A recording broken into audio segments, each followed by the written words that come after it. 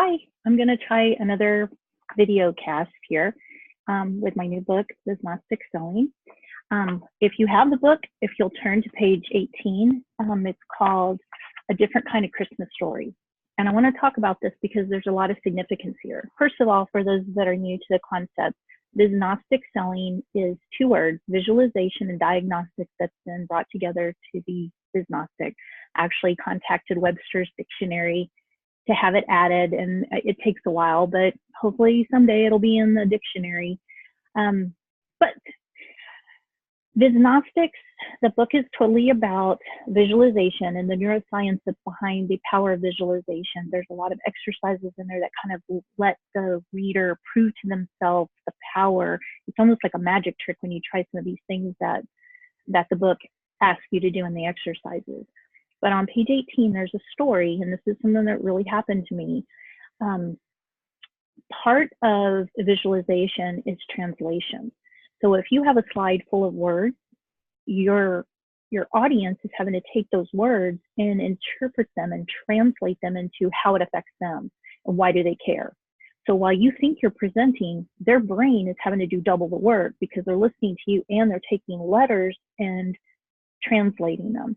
So it's no different than a computer. So your computer is actually, when you're looking at a screen, I'm sure most of you guys know this, when you're looking at a screen, it's really a bunch of ones and O's, binary code, and it's been translated visually for you so that you can understand that instead of a bunch of O's and ones, that's the letter A. And then your brain takes that A and translates it into the word, which translates again. So as a salesperson or a good communicator, it doesn't matter if you're a wife, a teacher, a police officer, it really doesn't matter what you're doing. If you have to communicate, then you should know these very important neuroscientific ways that your brain works. So the less translation that we force our audience to do, the better our message is going to be received.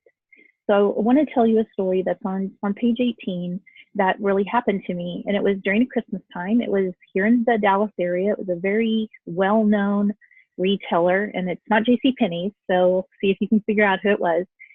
But I had been selling this software that was phenomenal.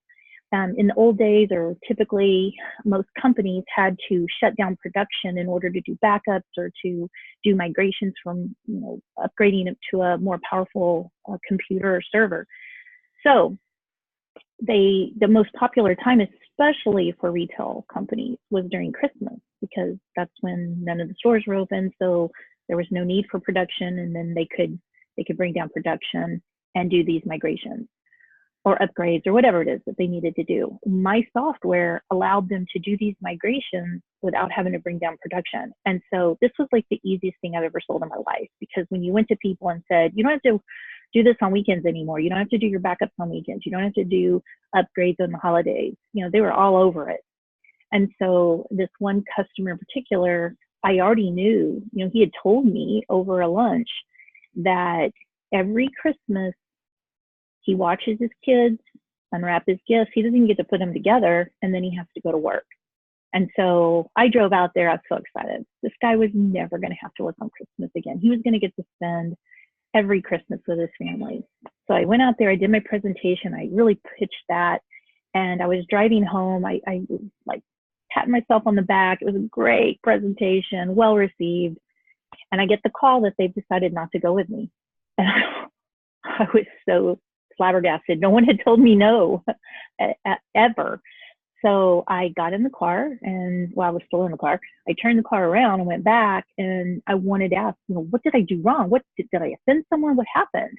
And the guy that I thought I was saving told me that he's the one that killed the deal, because he needed that overtime. He wanted to work on Christmas.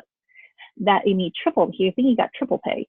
And that money paid for his Christmas. And not only was I jeopardizing Christmas, I was jeopardizing his weekend overtime, his holiday overtime. All of those things were costing him and his family a lot of money.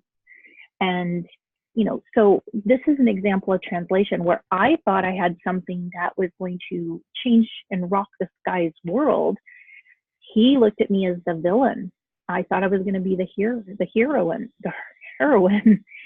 So that's a form of translation. Before you go in and start shooting off at the mouth, before you start communicating, you really need to understand if what you are interpreting and translating has the same meaning as your client. So I'm going to go ahead and share you another story. It's a little bit further on in the book, and it's another translation story. I worked again for another different software company, and this one was the software was actually designed to be disaster recovery software.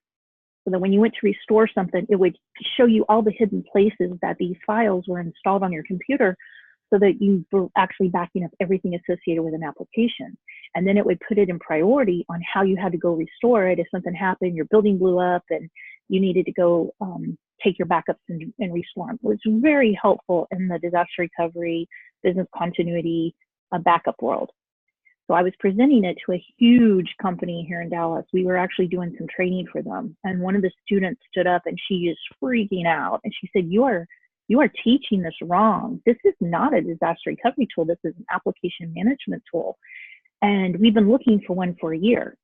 So what I sold before was very niche. It was a very niche market. It was a very small department, very small budget. So it was not an easy sell. Whereas this lady went into just, and you got to keep in mind, we were doing global training. So in the back of the room, there were all these monitors. There was Europe, there was Asia.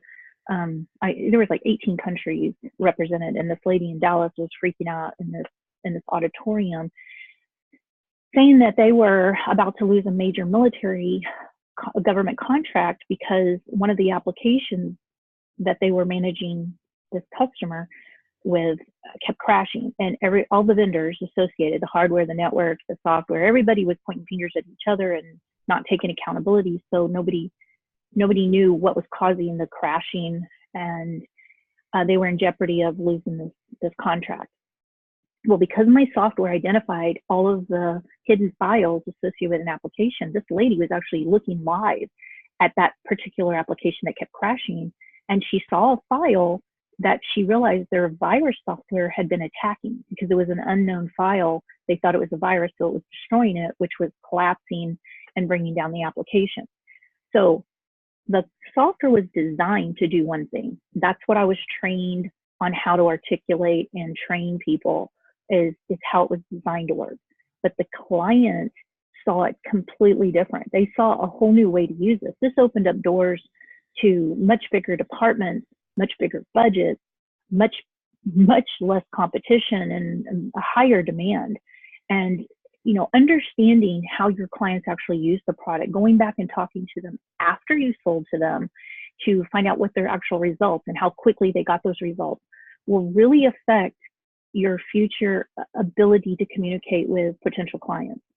So those two stories from this book, I hope it gives you enough insight to see the value here. You don't have to be in marketing or sales to see the value in understanding the way the brain processes, the way that we translate things, and to make sure that your audience is in sync with you before you start talking.